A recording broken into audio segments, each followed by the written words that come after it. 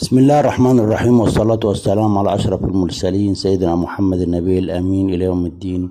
النهاردة معانا بعض العملات المصرية بتاعة الملك فاروق، طبعا من المليم والخمسة مليم، وفي بعض العملات التذكارية زي مثلا قناة السويس. حضراتكم جمهورية مصر العربية، دي سنة 76 بعد فتح قناة السويس. بعد حرب 73 تم صك هذه العملة بعد افتتاح القناة. طبعا القناة كانت واقفة بعد حرب 73، وقفت فترة وافتتحوها بعد ذلك، وطبعا عملوا العملة ديت 5 يونيو 75 بعد الحرب بسنتين. طبعا في بعض العملات برضو للملك فاروق اهيت، حضراتكم شايفين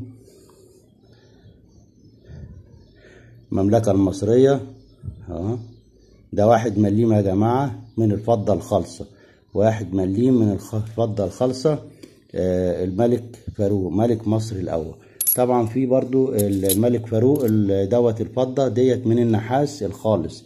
الملك فاروق اهو من النحاس الخالص، نحاس. العملة دي نحاس يا جماعة اهي، 5 مليم مصرية.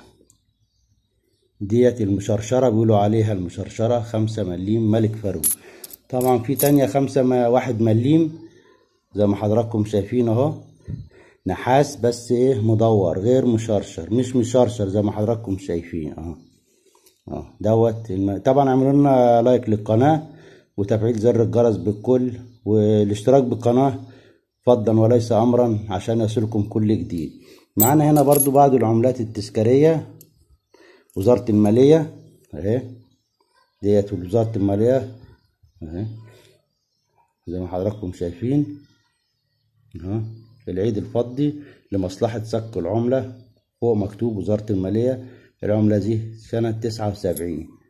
هنجيب لكم الوجه الآخر زي ما حضراتكم شايفين اهو. طبعا في هنا طبعا تاني اللهم صل على النبي، اللي هي منظمة الفاو FAO اهي زي ما حضراتكم شايفين. FAO دي منظمة الفاو اللي هي منظمة الغذاء العالمي زي ما حضراتكم شايفين.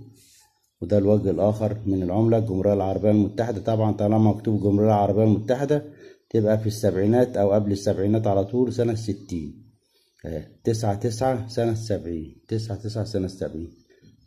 فضلا وليس امرا الاشتراك بالفيديو والاشتراك بالقناة وتفعيل زر الجرس بالكل. اللهم صل وبارك عليك يا رسول الله، والسلام عليكم ورحمة الله وبركاته.